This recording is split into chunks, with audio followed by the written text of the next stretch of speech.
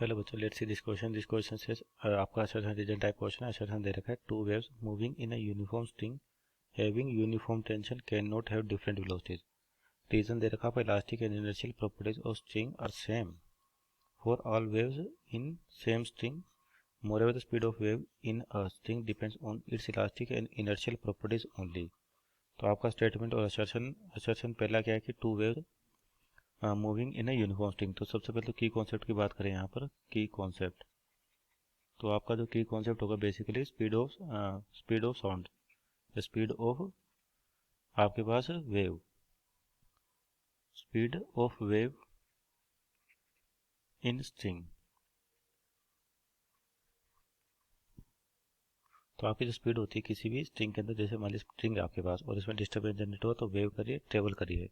Wave travel कैसे करते हैं आपके, पार्टिकल्स क्या करते हैं अपनी मीन पोजीशन पे वाइब्रेट करते हैं और जो आपका सोर्स है उसके जो डिस्टर्बेंस जनरेट हुआ उसको आगे की ओर अपनी मीन पोजीशन पे वाइब्रेट करके ट्रांसफर करते हैं। मीन्स आपका डायरेक्शन ऑफ प्रोपोगेशन इधर होगा और पार्टिकल का वाइब्रेशन क्या होता है, perpendicular to direction of propagation. अब यहाँ पर दे रखा है कि आपके पास जो स्पीड होती है B equal to root T by mu होती है, टी बाई म्यू। जहाँ पे टी टेंशन होगी आपके पास, टी तो क्या होगी टेंशन, और म्यू होता है आपके पास लीनियर मास डेंसिटी, यानी कि मास पर यूनिट लेंथ, मास पर यूनिट लेंथ।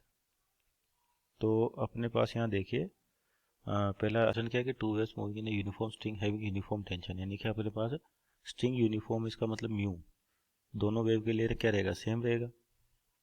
और जो टेंशन है यूनिफॉर्म दे रखी है, इसका मतलब टेंशन भी दोनों वेव के लिए क्या रहेगी, सेम रहेगी।